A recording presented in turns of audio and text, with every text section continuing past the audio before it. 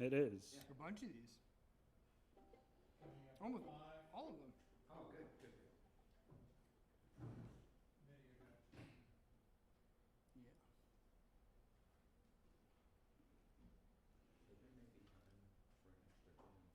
Yeah. Mr. Redbird!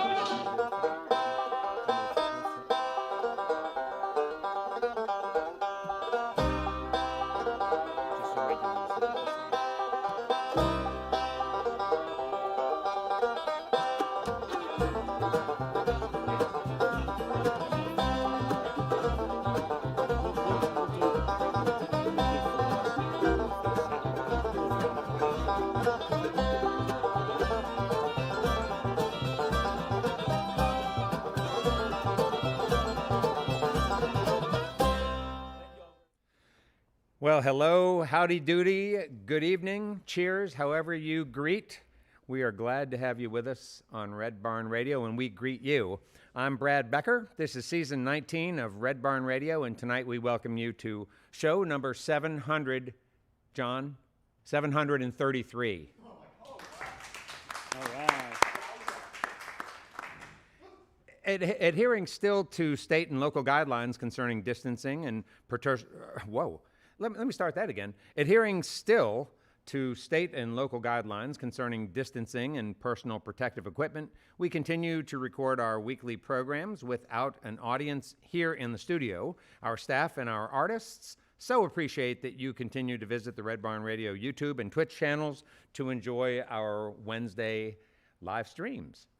This evening, we bring to the Red Barn stage George Jackson. George is a Nashville-based fiddle player who tours as a band leader and fiddler for hire, working with artists such as Front Country, Peter Rowan, Missy Raines, and many more.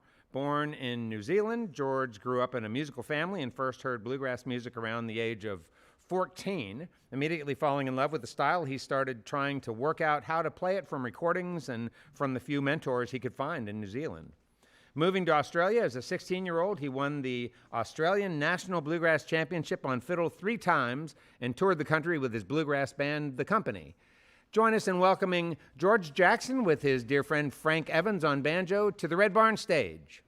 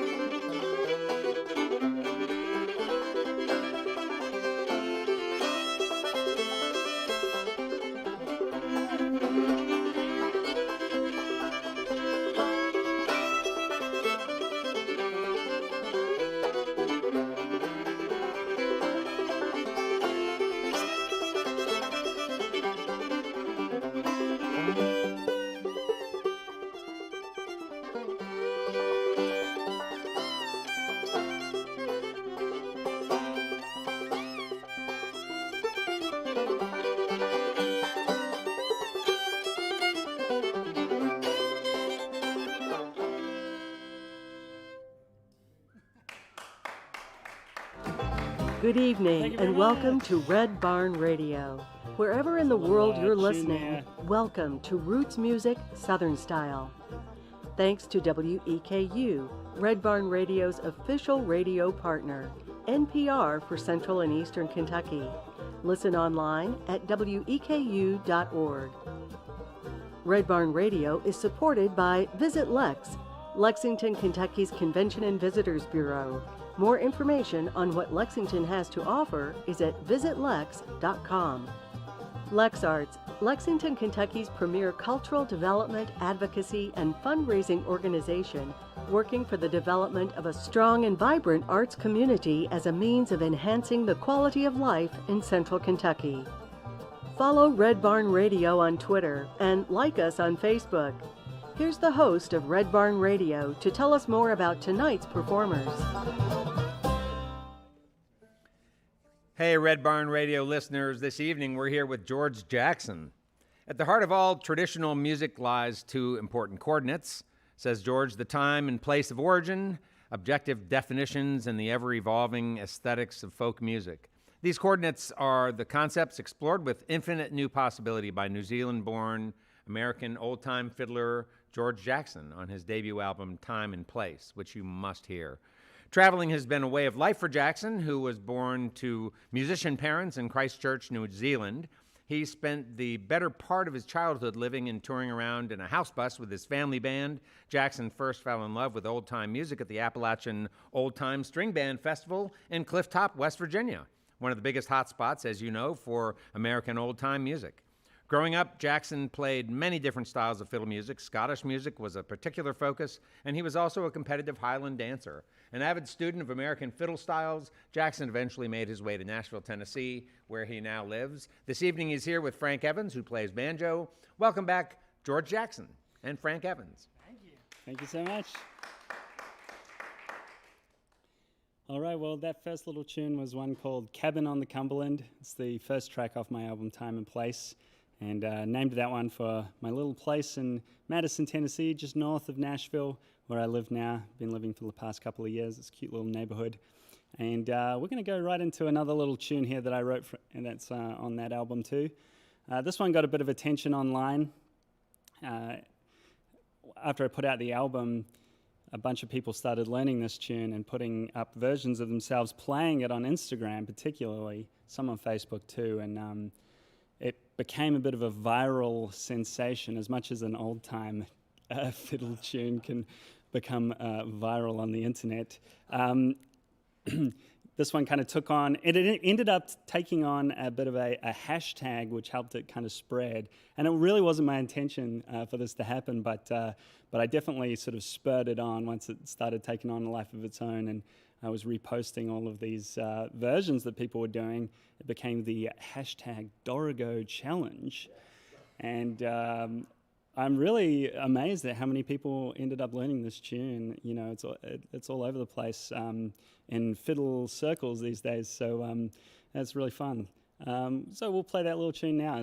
It's named after a brilliant music festival friends of mine run in Australia, in this little town in northern New South Wales called Dorigo. Take it away, Frank.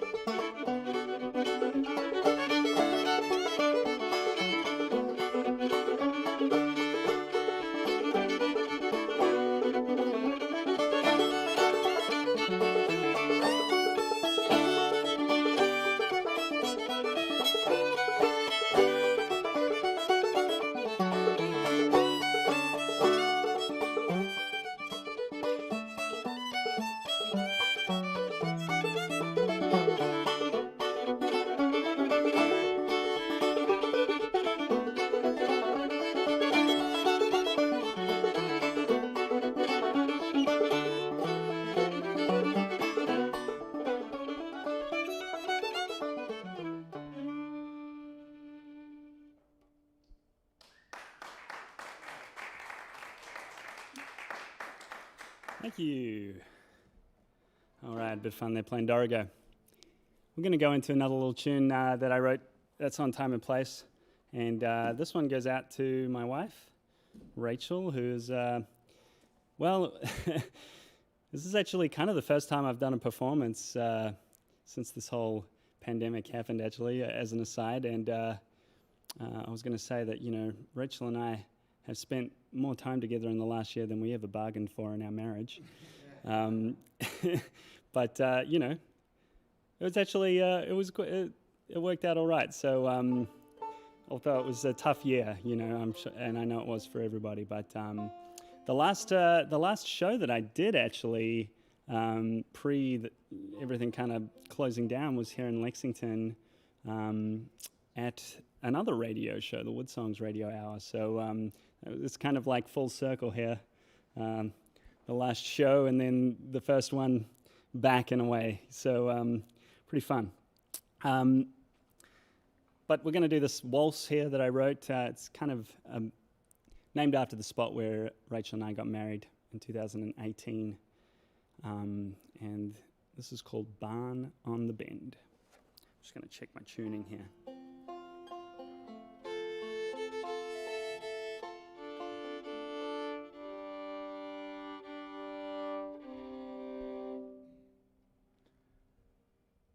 One, two, three, two, two, three.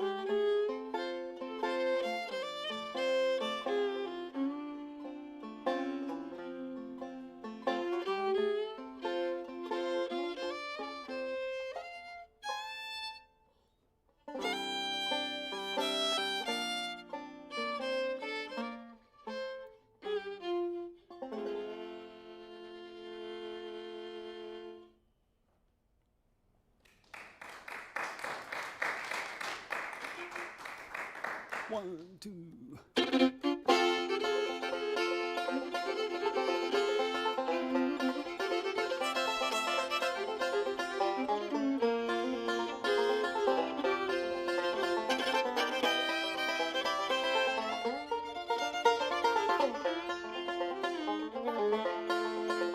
Well, I've got a case of the blues, and I've had them all day long.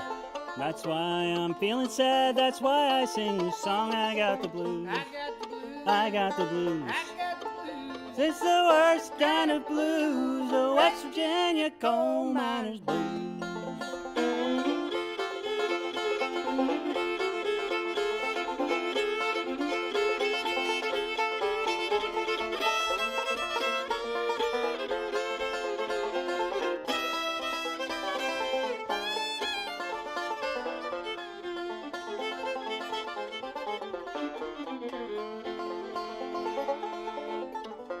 Well, I've got me a good woman. Yeah, she works hard for her man. Tries so hard to tell her, but she just don't understand. I got the blues. I got the blues. I got the blues. I got the blues. It's the worst kind of blues, the West Virginia coal miners blues.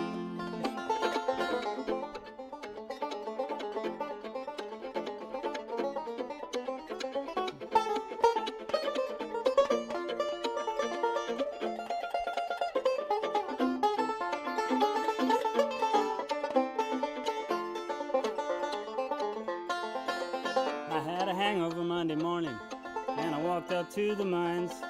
Boss said, how you feeling? I said, man, I'm feeling fine. I got the blues. I got the blues. I got the blues. I got the blues. It's the worst kind of blues, the West Virginia coal miners blues.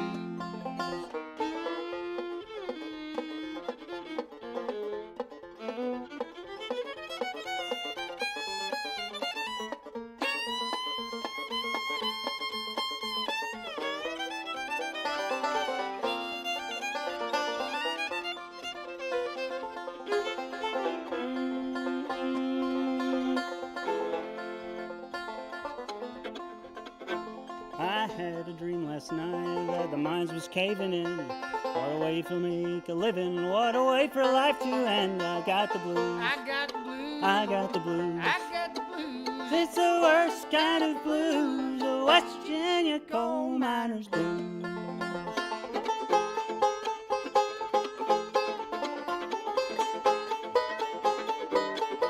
Yeah.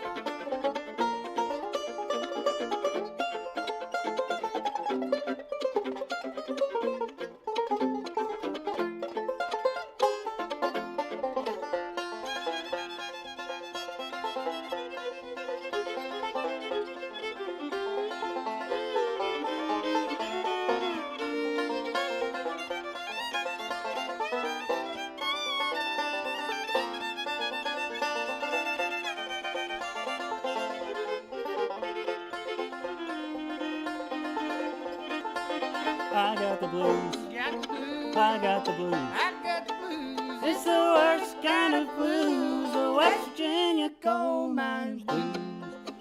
It's the worst kind of blues, the West Virginia coal miners blues.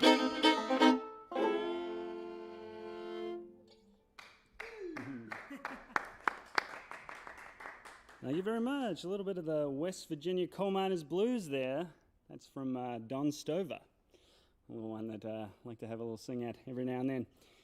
Great to have Frank here on the 5-string banjo. He's switching out between the open back and the resonator banjo here. So had a little resonator duo there. But we'll finish off this last set here with a sort of newer tune. And this one's coming out on an album that I'll be putting out later in the year. I'm going to switch my fiddle too while I'm at it.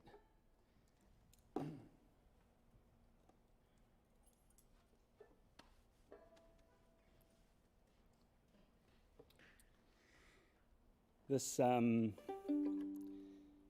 tune is just named after the place where I was sitting writing it on the porch of my in-laws' place mid through last year. We spent a little bit of time last year up at my wife's parents' place in Chicago, and it kind of sat in my phone, in the voice memos app on my phone, as Chicago Tune for a long time. And sometimes, naming fiddle tunes is a little weird because they don't have any words, so you could technically name it anything. And sometimes you just call it something, like voice memo number 53, or in this case Chicago Tune. And I kept saying, I'm going to come up with a name, I'm going to come up with a different name, a better name, but I didn't. So and then now it just kind of I feel like it kind of suits the name. So this is just Chicago Tune. I recorded this one with Frank on the album just as a duet. We might talk about the next album a little bit later, but this is a really fun little tune here. I've got my 4-string fiddle in cross G tuning. So we'll play the Chicago Tune. 1, 2, 3, 4. Oh, a little loud tune there.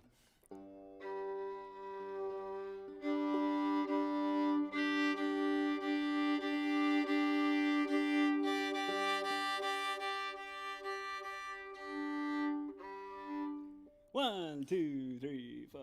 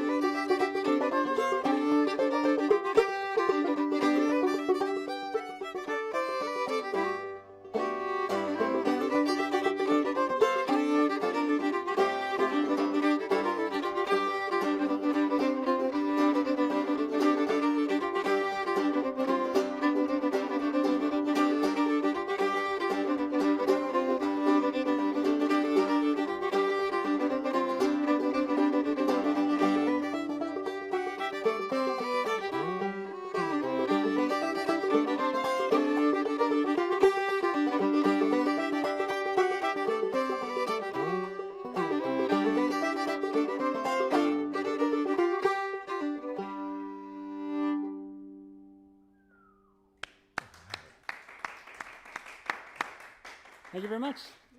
Wow, George, what a neat tune that is. Oh, thank you. And the name, I guess the name is fine. So It's interesting to me. We talked about this a little bit before the program. That business of naming instrumentals, like you say, you could throw any name on it, and everyone would kind of believe you. That whatever story you told about it, I guess. Yeah. But do you imagine this to be? Is this sort of a soundtrack for something from some sort of sensory experience of Chicago, or something that you observed, or something in the neighborhood where you were with your in-laws there? Yeah, well, I mean, I kind of came to the conclusion a little while back, I suppose, when I was writing tunes for Time and Place, and I was thinking about how to name instrumental tunes and what that even means. I kind of came to the conclusion that where you are and what you're doing is no doubt influencing you when you're writing that tune, right? Rather than, I suppose because sometimes people will say, other people that write tunes will say, I wrote this for this person, or I wrote this for this waterfall, or whatever. I never really found that I wrote tunes for things. I just kind of wrote them, and then they were there. And I was like, well, what do I name it? Well, I think that, like, whether you're conscious of it or not, you're influenced by what's around you and what's going on. And so I decided that the best thing was to name the tunes about what I was either doing or where I was or something around me. That was no doubt influencing me at the time of writing the tune. So when I think about the Chicago tune there, we were in Chicago for some of the summer, and I was sitting on the porch, and it was the middle of COVID, and all I could really do was sit on the porch and play fiddle tunes, and I wrote that one with this little album project in mind. And I don't know, it just kind of, when I think about writing it, all I can think about is the little neighborhood of Chicago that I was in. So it kind of makes sense, Was it kind of an urban feel? Not to drag this out, but was it an urban or suburban I neighborhood? suppose suburban. It's like technically it's like one block out of the city limits. Oh, okay. This place in a suburb called Oak Park. Oh, yeah. Pretty suburban little area. Sort of like you're just kind of suburban, like right. looking out on a suburban sort of cul-de-sac type setting, and people walking their dogs and riding bikes by, and oh look, there's some dude playing the fiddle. That's weird. Yeah, right. Well, I'm sure they loved it there. That's sort of a genteel, sort of posh suburban. A little bit. there. I mean, that's a nice area. It's a diverse neighborhood, and my wife grew up there, and it really seems like kind of it's an interesting little neighborhood there. Oh yeah, a lot of all the Frank Lloyd right there. Yes, yeah, yes, right. indeed. Amazing, yeah. amazing area. I know it's like I've never, being from New Zealand, I'd never really seen suburbs quite like that. Everybody gets out and waters their little grass patch, and has the manicured little grass lawn and their little, I suppose in New Zealand it just rains so much that everybody's lawn's taken care of. Well, let's get to New Zealand. I really would like to go back to your early days. Yeah. I mean, one thing that jumps off the page is that you were riding around in a bus with family music happening. Can you talk about some of your earliest memories of that? Yeah, well, it's quite a sort of hilarious upbringing, really. I mean, it sounds kind of like made up or something, this whole, living in a house bus, traveling around the country, playing in a family band with my parents. It's all almost cliched or something. But it's real. But it's right? true. It's Yeah. true. Yeah. I suppose we moved into the house bus when I was about 9. So I clearly remember it. We, I had been at primary school for 4 years. Elementary school, as you would say. Oh, that's fine.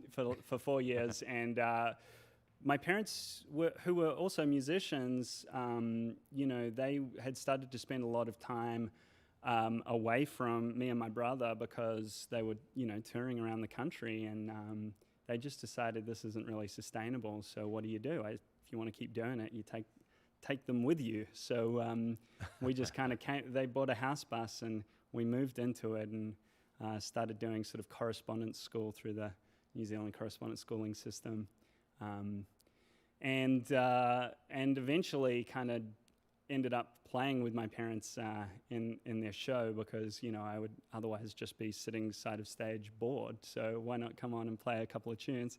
At that stage, I was playing electric bass, and my brother was playing drum kit and djembe, and my parents were playing electric violins. It was a whole, in comparison, like I feel like, I'm kind of like really taking a step back in time with what I do these days. My parents were really into kind of contemporary fusion fiddle, I suppose you could call it. Oh, wow. Yeah. What did they draw upon for their music? My parents were, both fiddle players, as I said. My mum was really into Celtic music, and then my dad had sort of been in the New Zealand Army and had somehow gotten into sort of American string band music in the Army. They'd had some bands, and he'd ended up playing in a lot of sort of Australian bush band type settings as well, which is another sort of different type of sort of old time string band, I suppose, that was popular in Australia. Okay, so all right, I got to stop you. So Yeah. Okay, the bush band. Yeah. No, that's not a term we hear here. No. So you say sort of like what we think of as old time string bands. Sort of, yeah. It's essentially a string band with, there's a few different. It's a little bit maybe looser in instrumental makeup. Although, you'll probably get some scholars objecting to that. There's fiddles and guitars and banjos, mandolins, any sort of plectrum banjo or banjo mandolin or banjo ukulele.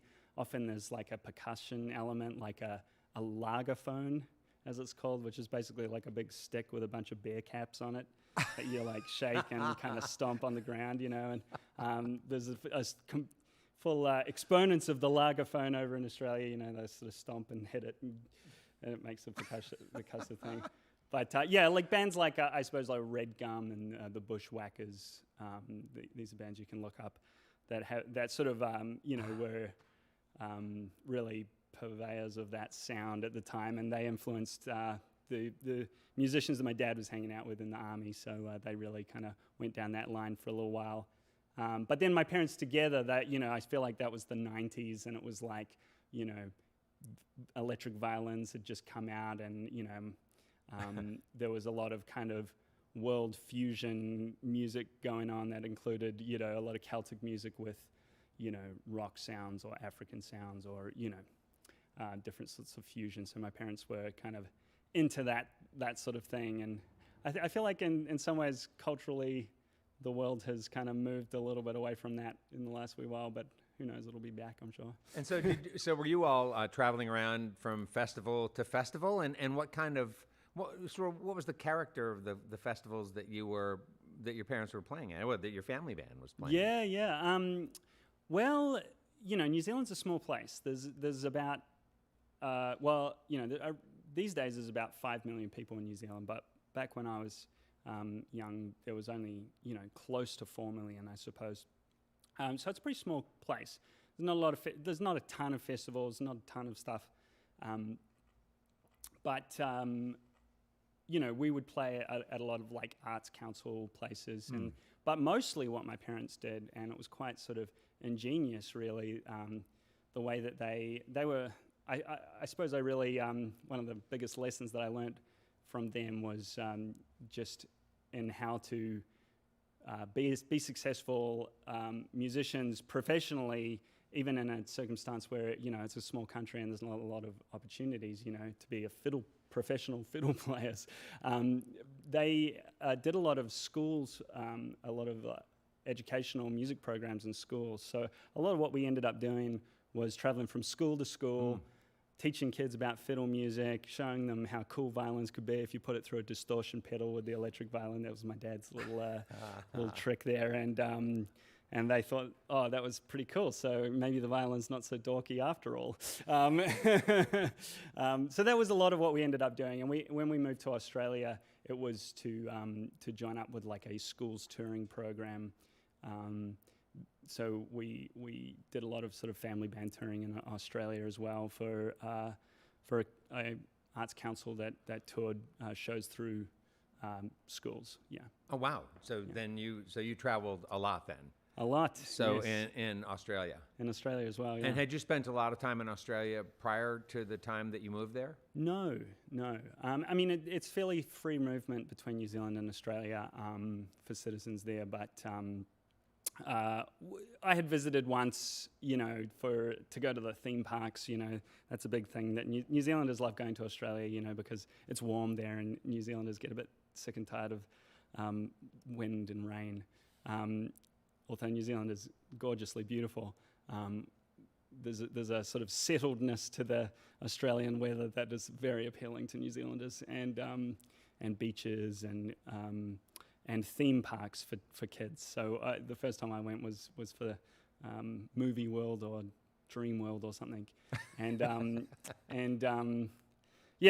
we moved over there. I was 16. I hadn't spent a lot of time in Australia really, but I lived there for the next 10 years. Yeah. Okay. So wow, until you were 26. So Yeah. Talk about 16 to 26. Then by the time you were 16, were you pretty proficient at fiddle, or were you proficient well before that? Well, I mean, I started violin very young, or fiddle, as the case may be. But I really started getting serious about it and really interested in it when I was 14. So that was a couple of years before we moved to Australia, and I met a young girl there who was about my age at the time, and she was just starting to learn the banjo, and we kind of would have some jams, and we started listening to bluegrass music because my dad had some tapes around, Oh, come on, tapes of what? I think that my parents' car broke down, and so we borrowed this banjo player's car actually, and he had a tape of Bela Fleck's album Drive, which is it's a classic album. I think that there's many a player in my generation who were inspired to take up music or bluegrass music specifically because of that album. So that was one. I mean, my dad had some tapes of Darryl Anger and his band Psychograss. Oh wow. Okay. So yeah. Okay. Yeah. So not really honestly, bluegrass, like more right. sort yeah. of like newgrass, progressive bluegrass. Yeah. Okay. So I mean, that's really funny to me because me and my friend Bibi, who is the banjo player, and she is a great banjo player who lives up in Boston now and has a band called Mile 12. She and her and I kind of we're trying to work out this bluegrass music together, but at the time we thought it was just instrumental fireworks. We thought that was all that bluegrass was like incredible instrumental tunes, which it is a lot of the time too. But we had no idea about the kind of the song aspect of it, or the kind of deeper roots, or even things like Bill Monroe or Earl Scruggs were really kind of foreign to us, even though to the regular bluegrass listener that would be the absolute fundamentals. But being so far away, we just had what we had, and we had to kind of figure it out. And we it was often a process of working backwards from there. That was kind of interesting, and in some ways that's what ended up taking me back to old time music, because I started out with contemporary bluegrass and kept kind of looking back, and gradually sort of getting further back and learning how to appreciate and enjoy that music, and then when I found old time music, that was a whole nother revelation. So oh yeah. Wow. Yeah, so that's just a great story. I love that. It's like you're listening to bluegrass that is sort of Kentucky goes to New England and Right, right. California and reinvents itself a little bit. It Yeah, becomes yeah. sort of more progressive. Yeah, also like And then- Sam right. Bush was, like totally right up in that whole thing, and so there's always that Kentucky connection there through Kentuckian, that, right. and yeah. But yeah, totally. That's exactly. It's quite funny. I think it's quite funny. Nice. Sam came and played one night in Red Barn. Oh wow, Which was great. So cool. Yeah, that was Yeah. terrific. Several seasons Yeah. ago. Wow, great story. Okay, and so then, so between 16 and 26, then you grew, developed, and sort of maybe found a voice of your own on the instrument, or a style of playing that you really could sort of call George Jackson. Yeah, I think that I've been simultaneously really interested in playing bluegrass music, obviously from right back to when I first discovered it and was really obsessed with trying to learn how to play it.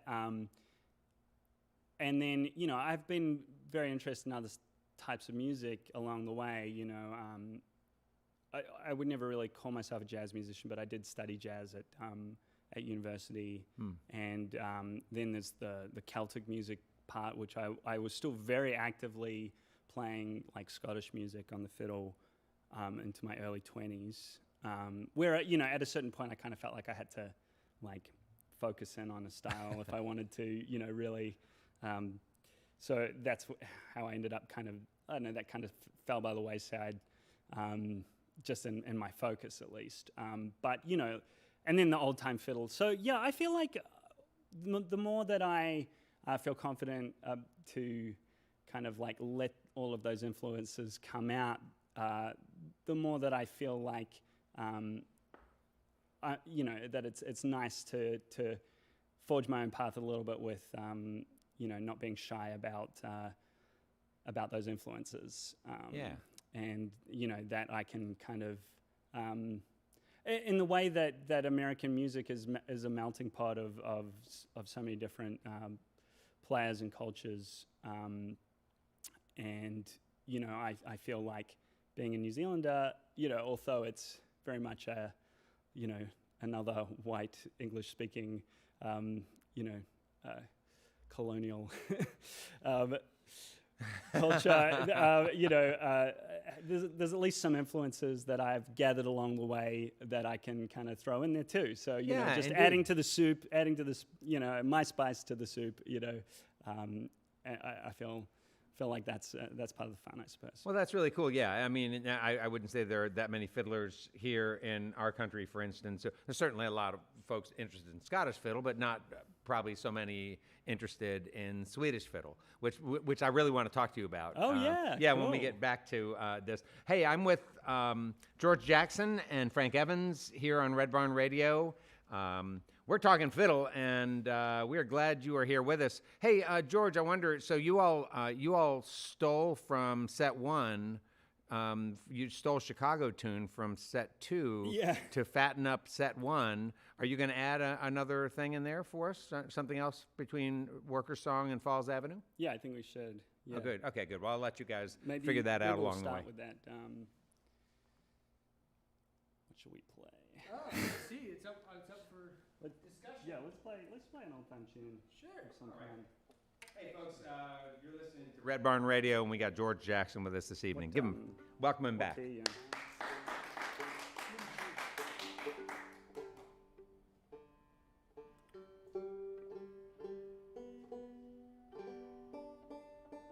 Do you want to play Handsome Johnny and the Speakeasy? Yeah. Yeah. All right. Yeah. Great idea. Yeah. All right. Well, here's a little bonus tune that I wrote. This one doesn't get brought out too often, but Frank and I and a bunch of other great musicians recently decided that while we were still kind of not doing too much, we would all get together and spend a couple of days just putting down whatever we wanted in the studio. And we had a lot of fun. And we recorded, I think, 21 or 22 tunes in 2 days. And which was totally wild. And this was one of them. What's it called? It is called Handsome Johnny in the Speakeasy.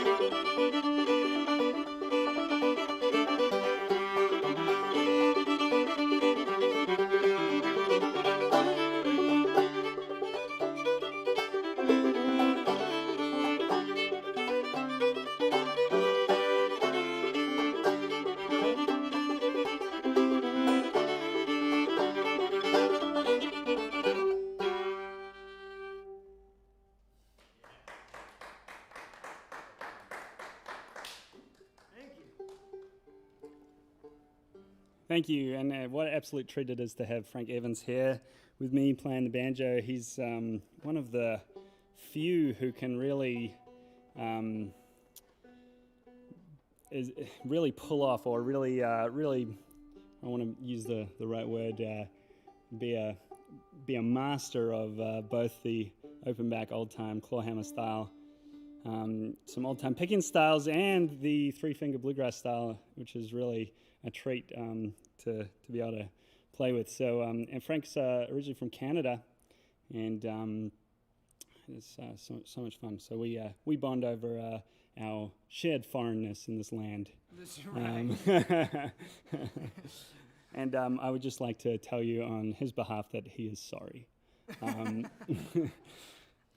But I'm going to play a little tune here by myself. Sorry, Frank. No. This is my union break. Yeah. Got to give that for the Canadians, you know. Actually, that's a little on brand for this song. This song, so I don't actually sing that often, but I really love this song, and I want to give it a little go here. It's a song that I discovered through this fantastic playing of one of my favorite Scottish folk singers, the amazing Dick Gaughan, and he's just incredible. And one of the vinyl records that was lying around my house when I was growing up was one of his just an absolute seminal album of his called A Handful of Earth. And so this is a song from that I've kind of made into a little bit of an old-time fiddle ballad, I suppose. And this one is particularly sort of talking about class struggle, I suppose, and that's certainly a subject that, although the song kind of references, it's sort of historic in the way that it talks about the class struggle. I think it's really relevant today, and particularly in this last year, we've seen a lot of examples of that, with corporations and things just absolutely making bank while the working people are really suffering. So this goes out to all the workers out there, and of which I know Kentucky is a working state, so working person's state. So feels right to sing this one here. This is Workers' Song.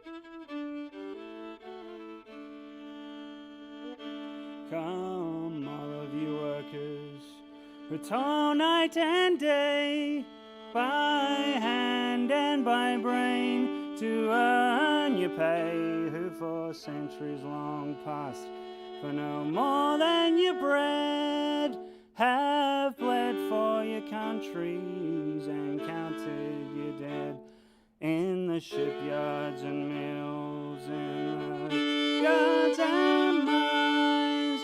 We've often been told to keep up with the times, for our skills are not needed.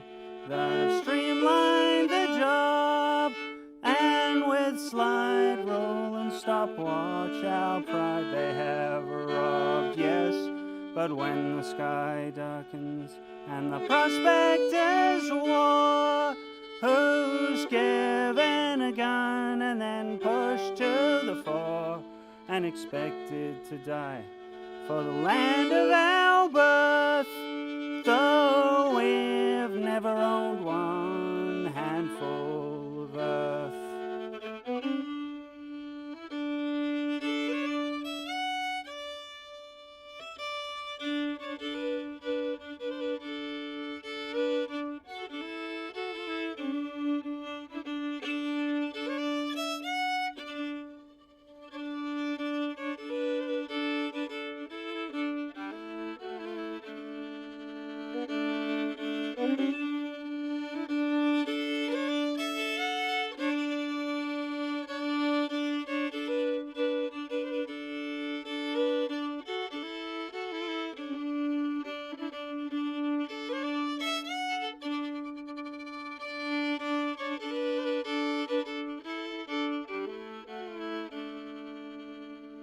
We're the first ones to starve, we're the first ones to die, we're the first ones in line for that pie in the sky, and we're always the last when the cream is shared out, for the worker is working when the fat cat's about, yes, and all of these things that the worker has done, from tilling the field to carrying the gun, we've been yoked to the plow since time first began. I have always expected to carry the can.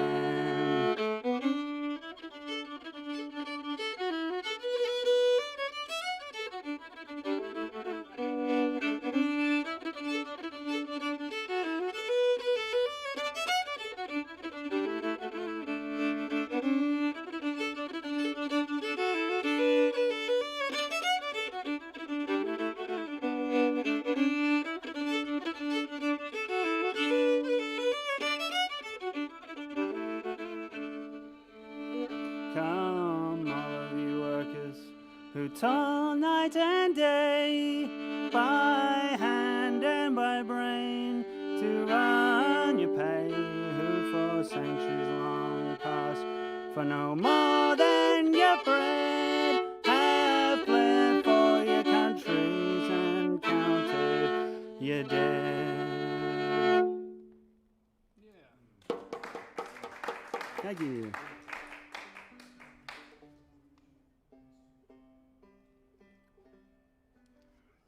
Well, we'll finish off this little set with another one from Time and Place. This one is also named after where I've been living. I suppose a lot of the tunes off that album, Time and Place, as per the title of the album, I suppose, were named after where I was and what I was doing. And a lot of the time I was hanging out at my house. So there's a lot of house-themed tunes on that album. My wife and I moved into a beautiful little house right on the edge of the Cumberland River. So there's a few little cabin on the Cumberland, the River Room, Cumberland River Roll themed tunes on the album. And now, without giving it all away, this one's named after the street, and it's called Falls Avenue. Beautiful little street, actually, where John Hartford used to live, right next door. So has a bit of history, and you know, all of the neighbours have some really fun little stories and anecdotes about the place. And I really do like to kind of imagine what John would have been playing on that, you know, on that little corner. And so maybe I was thinking about that a little bit with a bit of this one too. So this is Falls Avenue.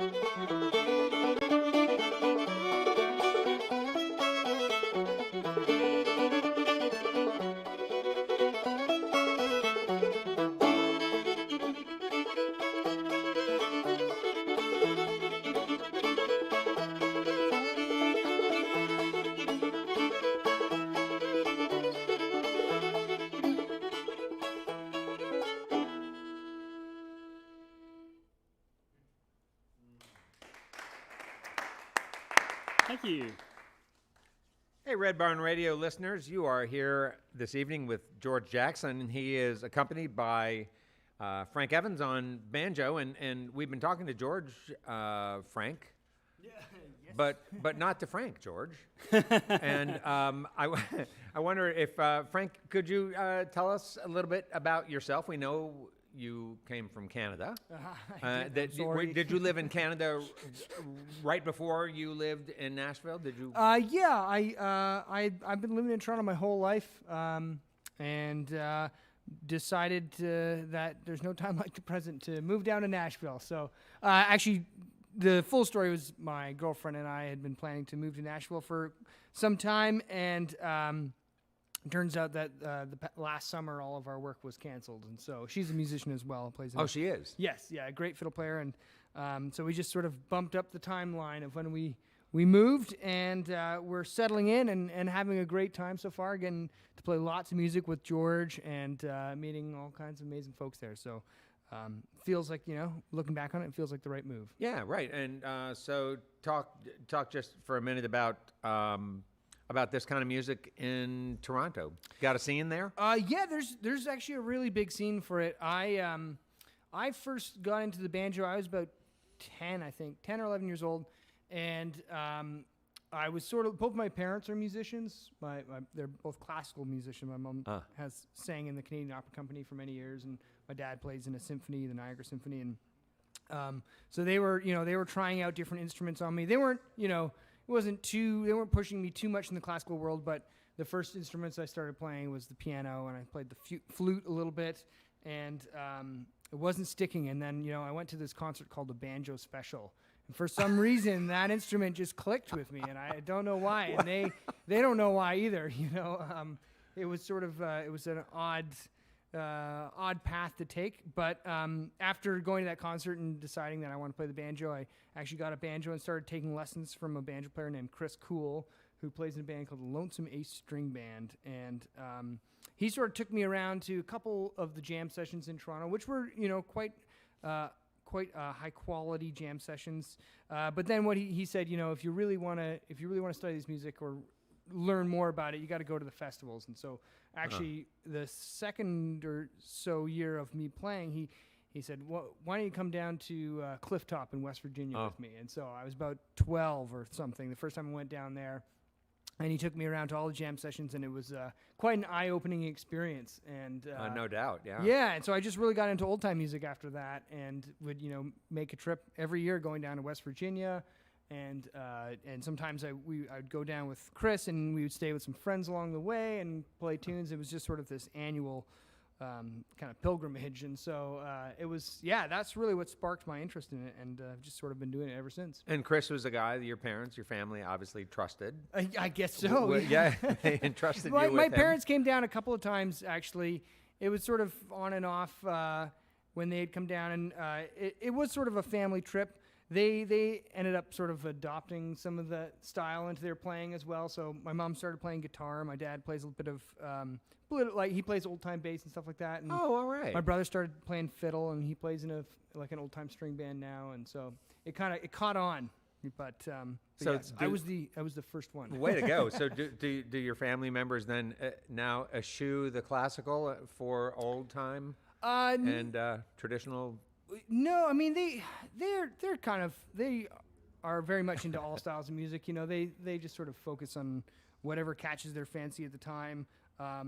Neil, my dad, is just sort of famous for being really inspired by one thing and then going down that rabbit hole. So the last thing he was really into was mouth harps, and so there's every time I would go home and visit, there would be new boxes of these things from some of them would be the Czech Republic and Sweden, and they'd be these different makers of mouth harps, and he got really into it, and so just different things like that. Very so, nice. That was my upbringing. Well, I hope that's good. I hope my kids will describe me the way you've described your dad, as being whimsical and willing to sort of do what he fancies at the time. Yeah. Which is really, really cool. Thanks. Yeah, thanks for having me. Well, thank you. Wonderful player. Hey, George, I want to get back to you. I want to talk, since we're talking a little bit about influences and how we get where we are. maybe you could talk to us a little bit about Scottish music and how that's impacted you. You mentioned Dick Gaughan, Yeah. right? Okay, and so talk about some Scottish fiddlers maybe that, and we've got fiddle nerds listening to the program, Yeah. I'm sure tonight, but also just folks who are listening to you play and wondering, wow, Yeah. you know, I wonder what he listened to because Yeah. it might shape me. Yeah. Yeah. Gosh. Hello, fellow fiddle nerds out there. Great to have you with us. Yeah, the Scottish music was big in my family, on my mum's side especially, because I suppose a lot of Scottish immigration in my family for many generations back. On my mum's side there, actually my great-great-grandfather was the first generation immigrant to New Zealand, and he was a fiddle player. And we actually have a bunch of his tunes written out, and so I used to play a few of those, all right. which is really cool. You know, like I suppose that might be the closest thing to old time music in New Zealand. You know, to source material music. You know, in some ways, there's actually a really old recording of him, but he was about 70 or 80 at the time as well. And maybe not playing as good as he had, but he was a great fiddler, and that was passed on through my family. I think there might have been one generation where it kind of skipped someone, but my mum was taught by her dad and my granddad. So my granddad was taught by his family as well. So you know, it's been kind of passed on, and I was the next one, I suppose. And you know,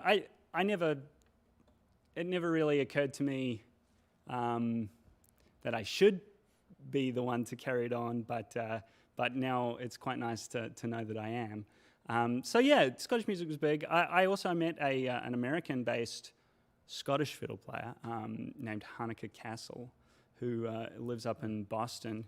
She was one of the first people that, you know, I went to my very first fiddle camp when I was 14.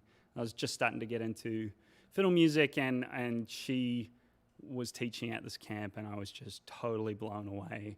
And plus, she said she knew Bela Fleck's wife, so I was very impressed with that, because I was like totally obsessed with Bela Fleck at the time. But that was funny. But yeah, Hanneke was just, and she was such a great mentor to me, you know, and I just wanted to be her.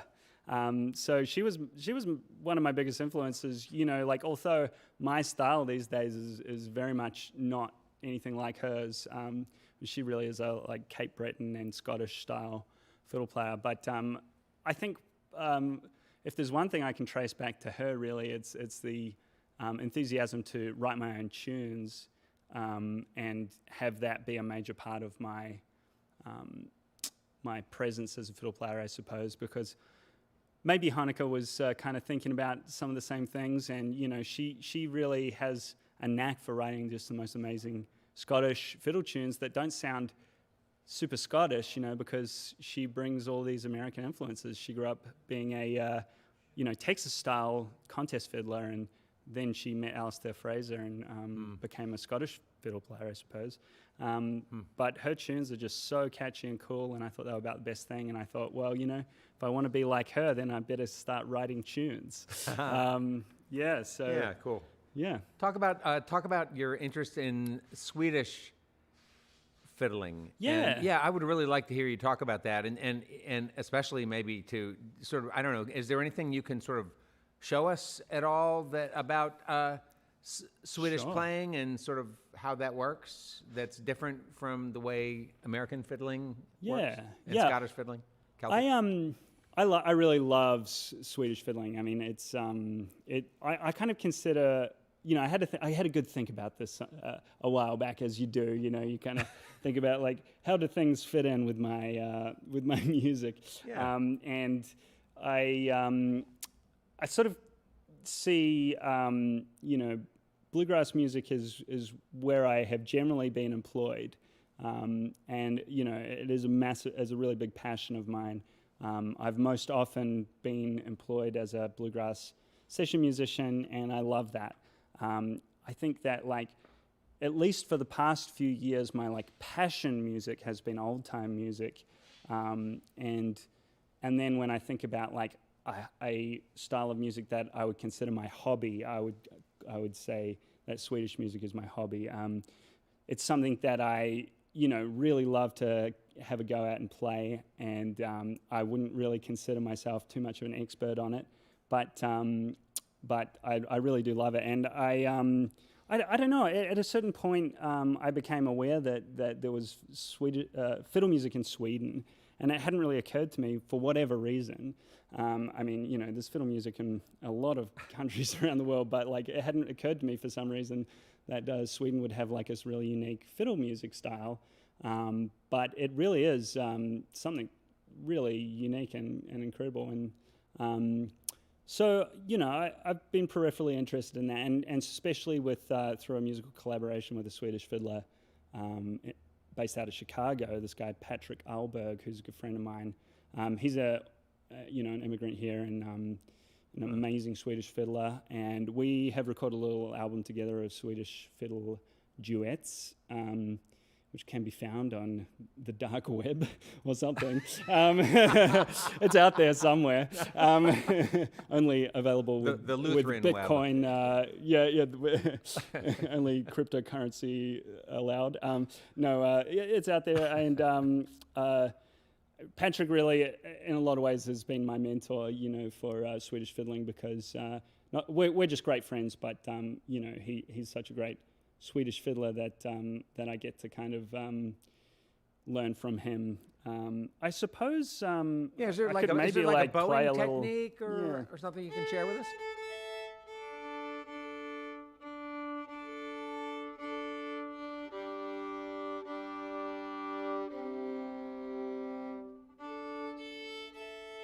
Bowing wise, it's quite interesting because it kind of seems to have a little bit of a connection to sort of the pulsy way that you might use your bow in old time music, and I don't know whether that is by relation. I mean, I'm sure there are parts of America where the old time music is influenced by Swedish fiddling for sure, in the Midwest and things,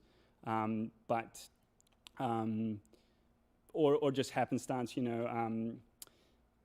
but there is a little bit of a kind of connection there between the way that you use your bow and in both styles. I would say the main difference is like sort of the way that you ornament things with your left hand, and also the timing of everything. In most American music, it's very common. Everything's basically in sort of 2 or 4, and occasionally 3/4, like waltz time. And in Sweden, like the most common sort of form is a polska, which is kind of a 3-based form, but it's more of a long count 3. It's not like a waltz. It feels very different to a waltz. So I'll see if I can pull out a little Swedish tune here.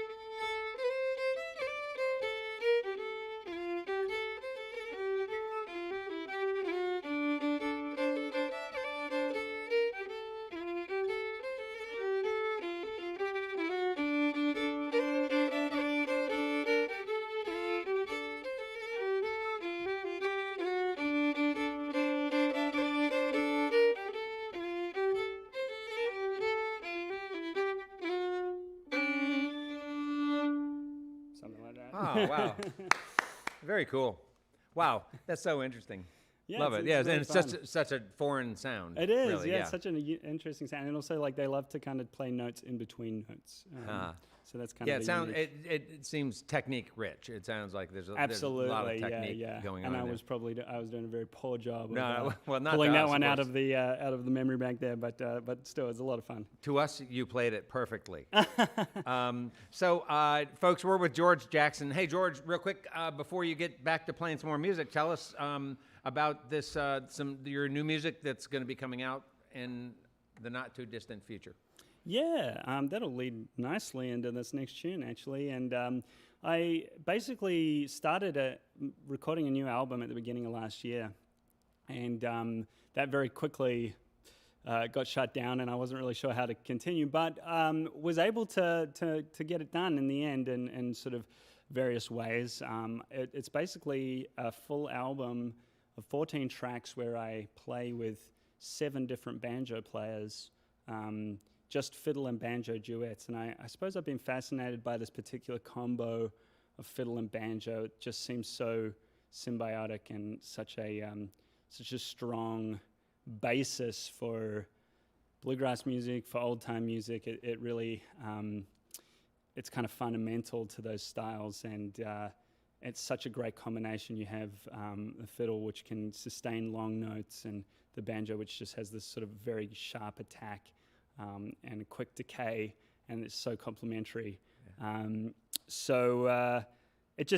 was a fascinating combination, and I wanted to kind of like try it out in a bunch of different settings, something that would help sort of bridge the gap between my interest in bluegrass music and my interest in old time music, and all the bits in between, and further back and further into the future too. So I basically got together with each banjo player, wrote a tune with them in mind, and then got them to kind of bring something to the table, or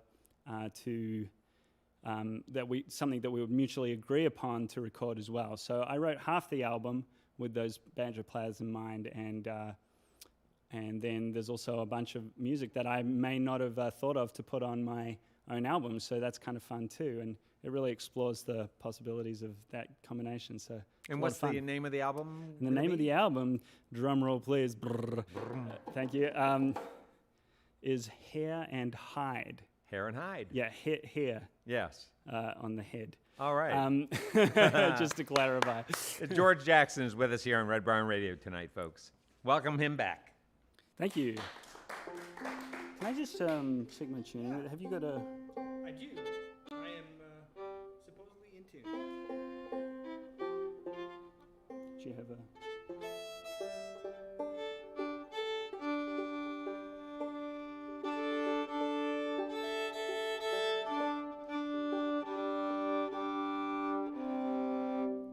Yes, this one is a tune that I recorded on the album Hair and Hide. I recorded this one with the great banjo player from Baltimore named Brad Kolodner, who played banjo on my other album as well, Time and Place. And he's a really great friend and an amazing banjo player. So I wrote this one with his playing in mind, and in the tricky key of F for banjo players. And he did an amazing job recording this one. And I named this one after my neighbor, who is just a good old Tennessee dude who's a great neighbor. And, we have a lot of fun together. So this one goes out to Mike as well. Hey, George. Yeah. It just occurred to me that I missed one of my cues for my producer to talk about what's happening next week. Ed, would you like for me to do that now, or? No, during the next break, I'll come down and cue you. Okay, great. All right. Okay, cool. All right. Thanks. Little neighbor Mike. All right. So here's a little tune called Neighbor Mike.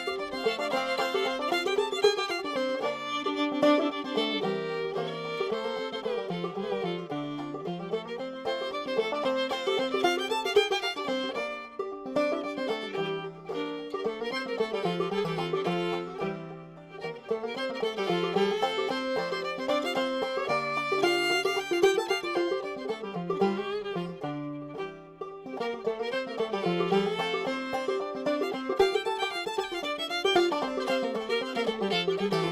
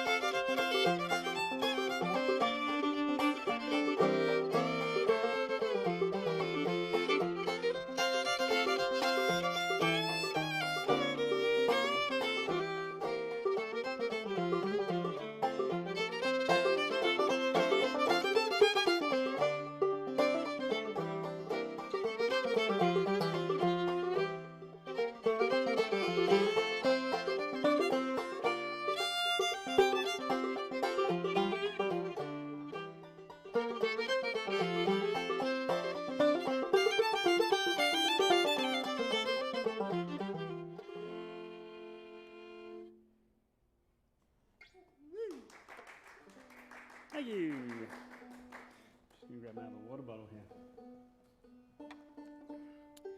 Thanks, neighbor Mike there from new album. Really excited to be playing a few tunes from that album tonight. And Hair and hide.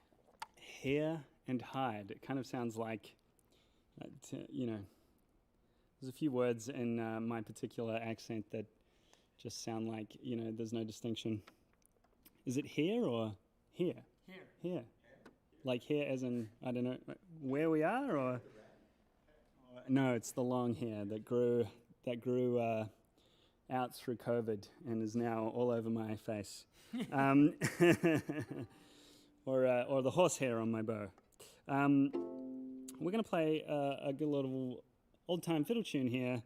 This one is actually from a great fiddle player, a Kentucky fiddle player, old-time player named Darley Folks. And got really interested in Darley's particular fiddle style, which were, just has these really amazing long pauses in all of these tunes and really odd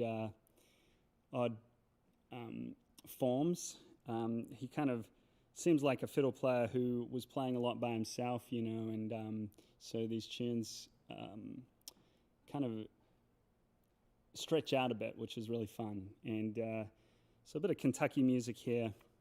Kentucky's such a rich land for bluegrass music and old-time music. So it's great to play a little bit of music from this region while we're here. This one is called Fontaine's Ferry.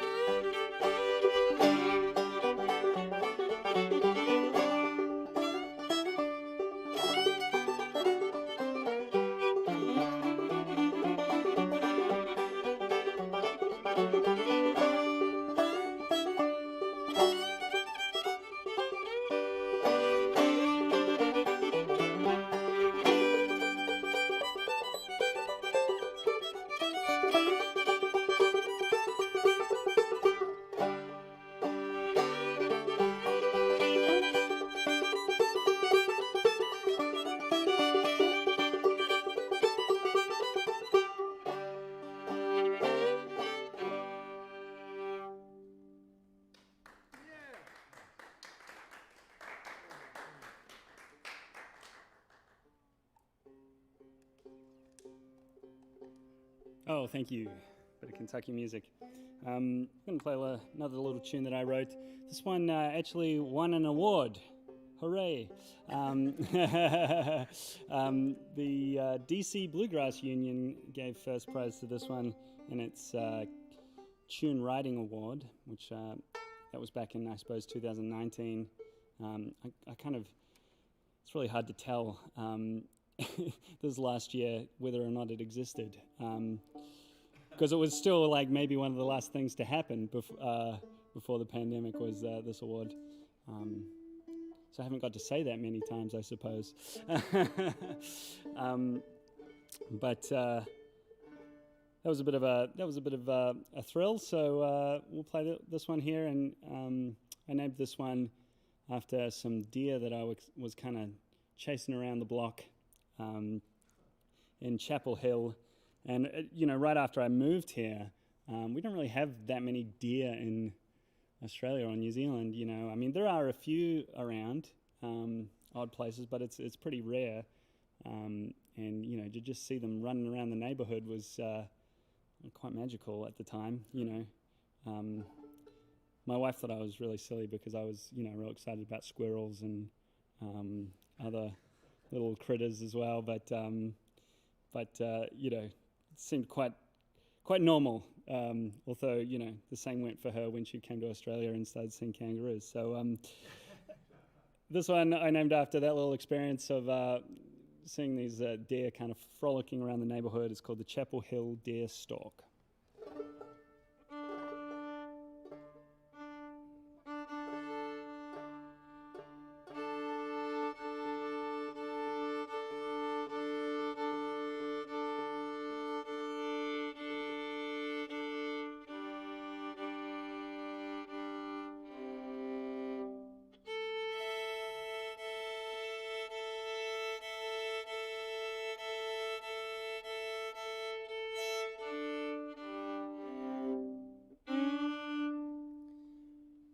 One, two, three, four.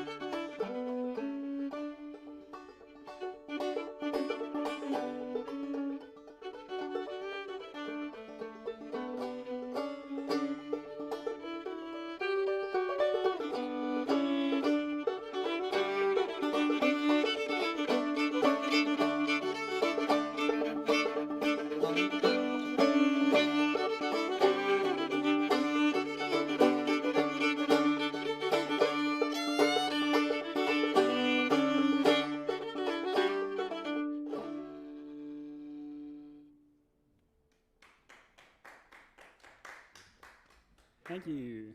Hey, before we get back to music with George Jackson and Frank Evans, we ought to look at what's ahead on Red Barn Radio. Next week, we welcome Villamure, and my notes say that's Villager plus Lemure.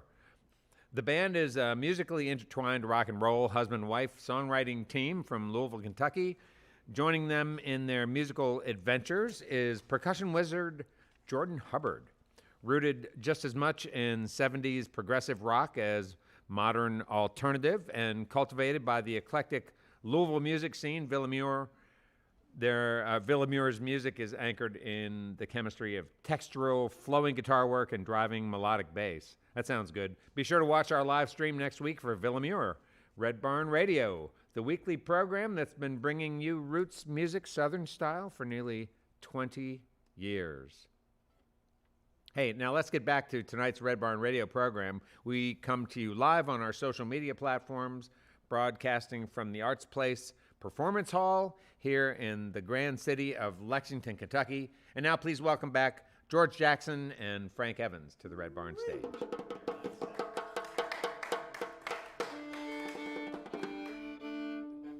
Well, let's play Okay. Sweet. Yep. Let's do Turtle Rock. Love it. And then we'll still do the roundup Cool. All right. Well, talking about some new tunes from the new album. We'll do another one here. Had the pleasure of recording with, as I said, 7 different banjo players for this album, ranging from Frank here, some old-time players, some great bluegrass players. We had B.B. Bowness, my old friend from New Zealand, who I grew up learning with, Wes Corbett, who plays in the Sam Bush Band, and a bunch of great musicians, Jake Blunt, and also a really talented young banjo player from Nashville named Uma Peters. And she was just 13 years old last year when we recorded this. She's an amazing banjo player, and she played a fretless gourd banjo on this track, and it was just magical. So we're going to play a little tune that I recorded with her. It's called Turtle Rock. One, two, three, four.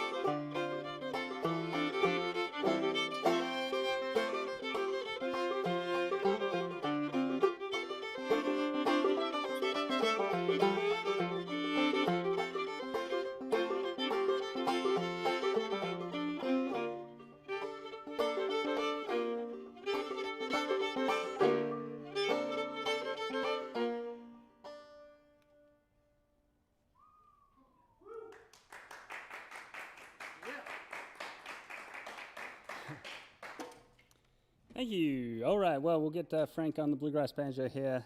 We'd be remiss from playing a bit of a raging bluegrass fiddle number whilst in Kentucky. Also, this one kind of was tabled by Frank for the recording session and comes from another Kentucky fiddler, Buddy Thomas. So just Kentuckying all over this as much as we can. Although we're kind of ripping this one out in a bit of a bluegrass fashion as opposed to kind of more old-time stylings.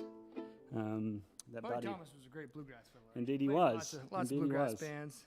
Yeah. This is it's funny because we recorded this song and it's just truly one of my favorite songs, and it just happens to be called Frankie. You know, no coincidence that it's my name's Frank. But we also made this record that George was talking about earlier with a couple of friends of ours throughout the pandemic, and we recorded a track called Georgie on there. So maybe we'll have to do a set of Frankie and Georgie. Frankie and Georgie together, yes, we should have.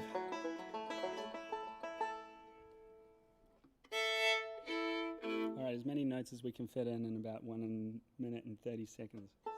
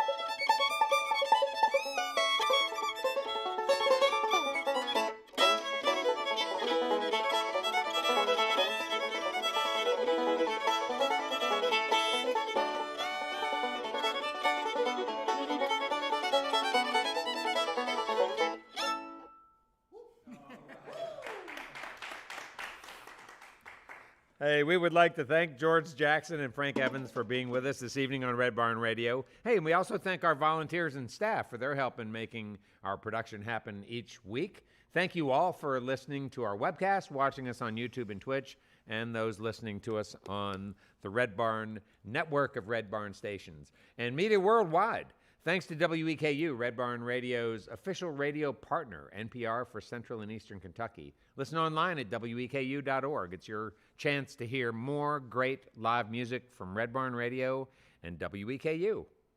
Those of you here in the Central Kentucky area, guess what? You can check out Red Barn TV, our weekly program of music now on ABC 36 WTVQ.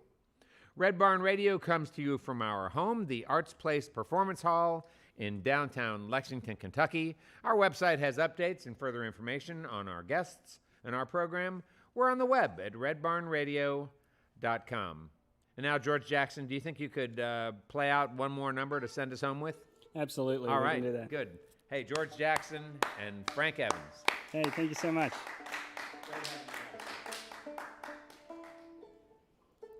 Well, we'll finish with a raging old-time tune here. This is just a bit of fun. And comes from a Missouri fiddler named Bob Holt. This one's called Rabbit in the Pea Patch. Thanks so much for having us here and hanging out, and thank you to everyone listening, and it's just been a lot of fun. So big thanks to Frank Evans, of course, as well.